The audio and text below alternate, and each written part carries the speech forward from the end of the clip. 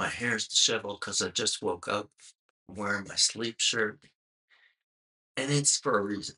And I'll tell you why. Sometimes we feel disconnected. It often comes from how tightly, though, how we hold on to being someone.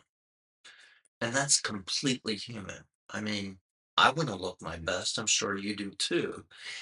But is it really necessary? Do we really think we need to do this to build an identity, a personality that other people like, want to watch, want to see on Facebook and social media?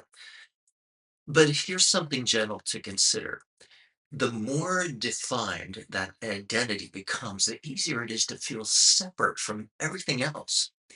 And yet, the moment you loosen your grip on who you think you are, even just a little, something begins to shift. You don't disappear, you expand. And what you find is an emptiness. It's a quiet sense of connection, something that's been there the whole time. Most of us don't realize it, but we're constantly trying to be seen, not just physically seen, but recognized, validated, confirmed. You post something and part of you checks back. Did anyone notice me? You accomplished something and another part asks, did it matter? And that's the human experience. It happens to me all the time. To feel like this one life, this one personality, trying to find its place, and the stronger that identity becomes, the more we get pulled into it.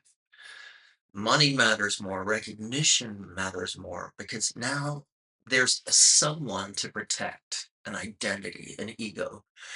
But what if that someone isn't the whole story? What if it's just one piece of a large jigsaw puzzle? If this intrigued you and you want to hear more about the subjects, go to my YouTube channel, the @ symbol zeroing out with Bo, all one word. Have an amazing day.